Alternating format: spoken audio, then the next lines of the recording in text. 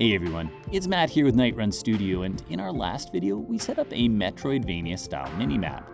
With this system, you can open up your map and it will start empty. However, each time you visit a new room, that room will automatically be added to your map. While this works quite well, in this video we're going to level it up by adding a couple of advanced features. Specifically, we're going to add stages of discovery, so that your map starts off blank and you can't actually add anything to it until you collect a map item. Collecting the item will create a sort of grayed-in version of the rooms that are linked to that map, and then you'll have to visit them in order to actually draw them in. Once you've visited them, you'll be able to add details like the player's icon, as well as chests and bosses and that sort of thing. That's where we're headed in this video. Let's get started. Alright, so the very first thing we're going to do is upgrade our minimap. So let's drag our bootstrap scene up into the hierarchy here, open up our minimap, which currently shows a fully revealed version of the map. What we're just going to do here is take the room itself, which currently shows the fully visited room, and we're going to rename it to visited. We'll then right click, create an empty parent, and this will become the new holder for the entire room. Now all we need is our other stage, so we'll create a UI image here. I'm just going to call this one mapped, and then I'll expand it to fill the entire space, and also just use my color picker tool here to get the same gray that we have for the inside of the rooms. I'm going to just drag it up top here, that way visited will always cover it. So now we can turn them both off by default. Once you collect the map, you'll see the outline, and once you visit the room as well, it will get colored in. Alright, we're just going to repeat that same process for each of our other rooms, making sure that first of all we rename the room to be visited. We'll then right click and add the empty parent, which will be the room holder itself. We'll call this one room 2. And then just going to copy our mapped version from room 1 and paste it down here. We'll drag it over into place so it exactly overlaps the previous one, and then just make sure that in the hierarchy it's below, that way it kind of supersedes the visited version. Make sure it's the exact same size, drag it on top here, and there we go. Now we can just repeat this process for each of our other rooms.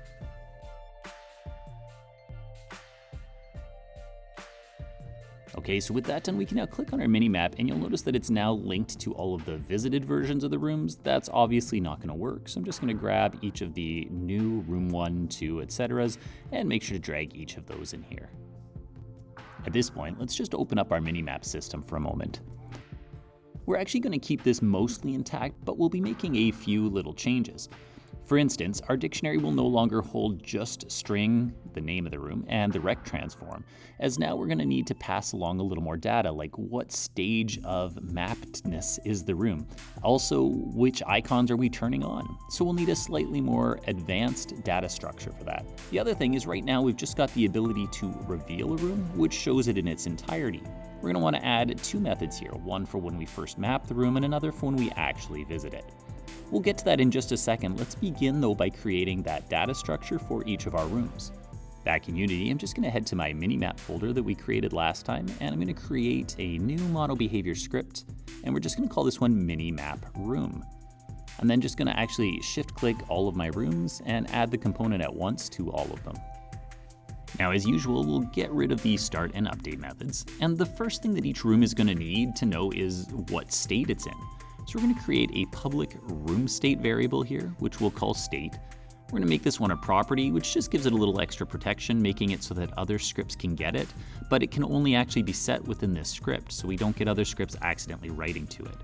Now, room state doesn't actually exist as a type of variable, so we'll just come down below here where we'll create a public enum called room state, and then we can just enumerate or list all of the different states we want to have. I'm going to have a hidden, mapped, and finally visited state.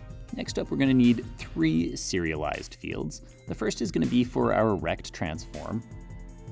Next, we'll just make a serialized private game object reference to the mapped room, and another to the visited version of the room. That way we can just toggle them on and off once we've mapped or visited a room. Now, anytime our room state changes, we're going to need a way to update our visual. So let's make a method here called updateVisual. And here, rather than have a whole bunch of if statements, we're going to make it a little cleaner by using a switch. Our switch here is just going to be based on whatever state we're currently in. So if the case is that our room state is hidden, then we just want to get the mapped room icon and turn it off. We also want to get the visited room icon and turn it off. We can then break, as we won't need to evaluate any further through this, as we've already updated our visuals. Now, if the room's not hidden, we'll want to move on. In this case, we'll look at what happens if the room state is mapped. Here, our mapped room would get turned on, and the visited room would still remain off. Once again, we'll break as we don't need to evaluate any further. Finally, let's look at the case for if our room state happens to be visited. This one's pretty straightforward. If it's visited, then we want to make sure that the visited room gets turned on, and we won't need to turn the map room on or off as that'll already been taken care of. Finally, let's just add a break statement here. Now that we've got our update visual, this is set up nicely, but we actually need to call this from somewhere. And there's actually going to be a couple of different places that update visual can be called, so we're going to create a special public method here called setState. It'll just take in whatever the room state is that we are now setting it to. And whenever this is called, we'll first of all just set this script state to be whatever the new state is, and then we'll call update visual. Here I forget to add my brackets. I'll fix that in just a sec, but don't forget to put those in. So where are we actually going to call this from? Well, first of all, let's do it in awake, because as soon as the map wakes up, we want to make sure that all of the rooms update to have the correct visuals. That way, if a player is a little slow opening their minimap and they've collected map items or visited rooms, it will make sure to update to the correct state the first time they open the map. And now's that happy moment where I notice my mistake and add those brackets after update visual. Back in Unity now, if we click on our rooms, you'll notice that we've now got some data to fill in, so we can drag its own rect transform in there, then open it up and make sure that both the mapped and visited game objects are dragged in here. We'll then just need to go ahead and do that for each of our rooms.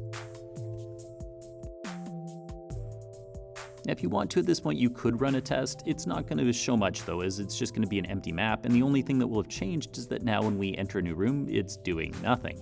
So it feels kind of like we're going backwards, but if that's happening for you, you are on the right track. Next up then, let's actually make this system do something. So let's open up the minimap system, and the very first thing we're going to do is just change this list.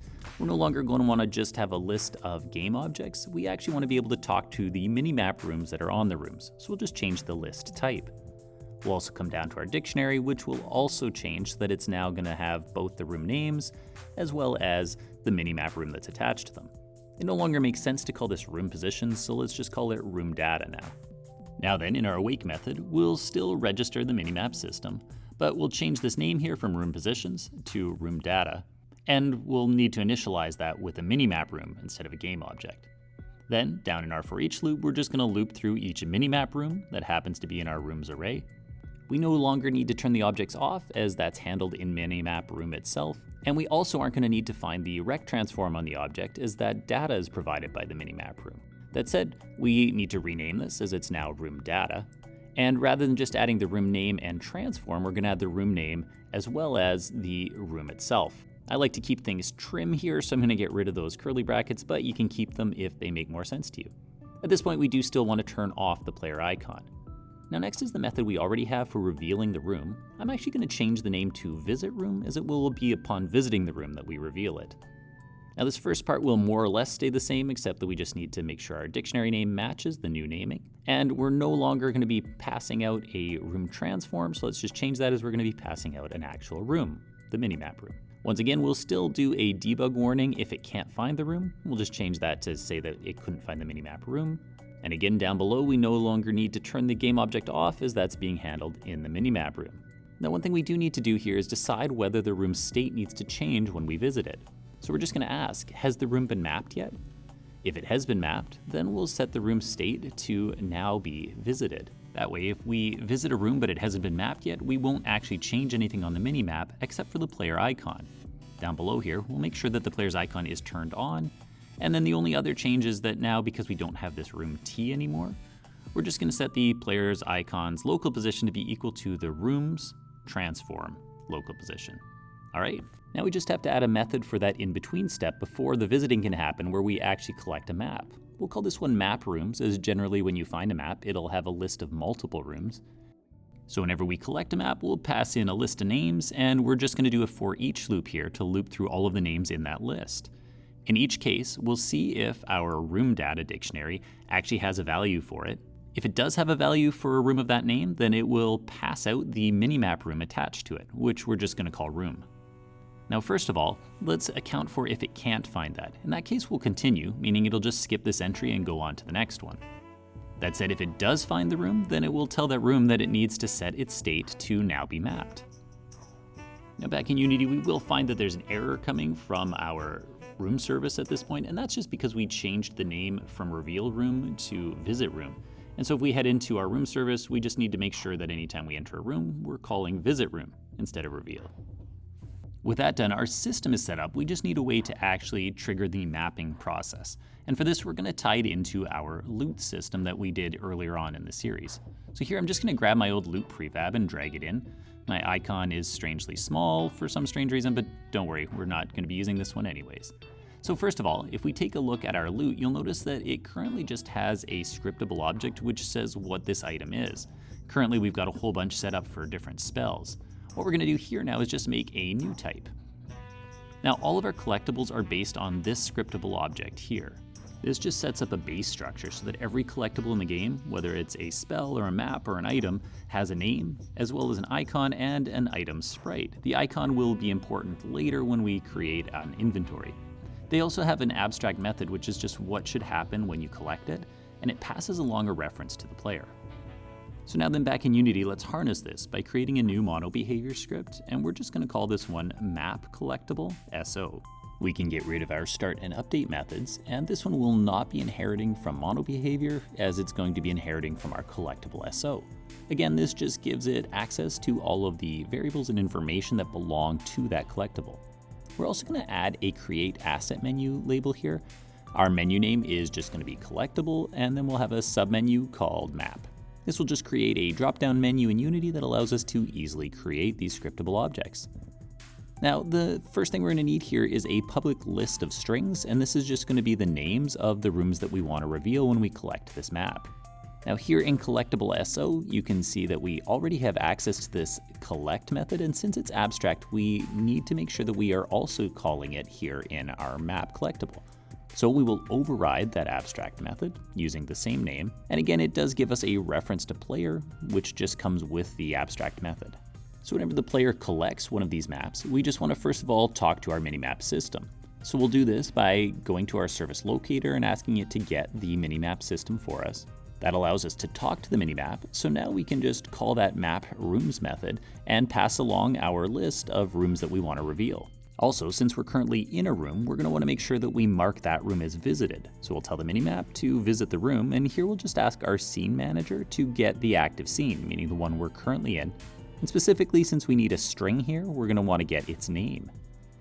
Now our IDE won't like that at first as it doesn't know how to talk to Scene Manager, so we just have to come up top here, and we're actually going to need to add two namespaces. The first is to do with an error we're going to get for our list. We need to make sure that we're using system.collections.generic, and then in order to talk to the Scene Manager, we need to be using UnityEngine.SceneManagement.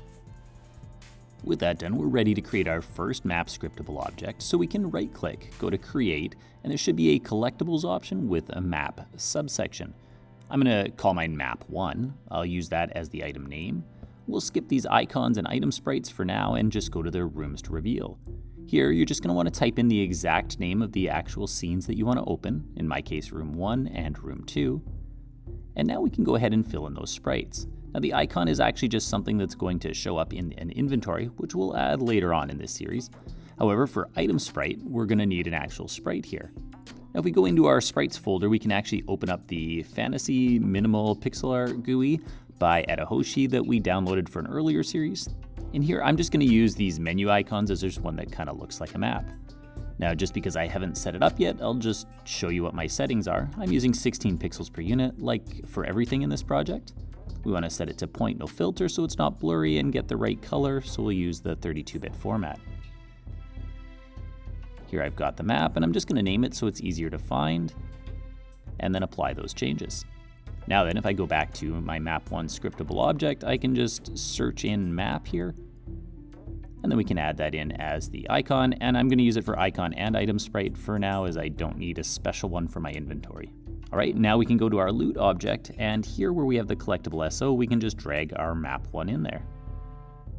A couple little things here. First of all, our loot is actually designed to pop out of a chest here, and we don't need this one to actually pop out or have those kinds of physical interactions. So I'm just going to remove the rigid body and the collider, though we do still need this trigger here. Then I'm going to click on the sprite and we'll just update it so that its image looks like the map. With that, I'm just going to do a quick duplicate here, And we'll just make this second one map 2. So we'll have to duplicate our scriptable object, rename it as map 2, make sure it has the correct item name, and then tell it which rooms we want this one to reveal. Don't forget to actually click on that loot object and make sure that you give it the correct scriptable object now. Now just a quick word of caution here, if I drag my bootstrap up here and click on the minimap, you can see that in my system I currently do have all of the rooms, which are still linked from earlier in the video. That said, when I start the video and actually collect the map, you'll notice that it's not updating, and I'm actually just getting an error message and things are going generally wrong. There's just two problems going on at the moment. The first is that in our bootstrap, if I click on mini menu, something has broken here between my link of the rooms, even though they're in there. So I'm just gonna lock the inspector, zero up my rooms, and then just quickly re-add them all in here. And then additionally, the problem with the player not collecting the item has to do with the fact that currently my player is not actually tagged as a player. So I'm just gonna go in there and make sure that he gets that tag. And the final issue is just to do with the loot itself. It needs to be marked as can be collected. Right now it's still set up as though it's coming out of a treasure chest and needs to be activated.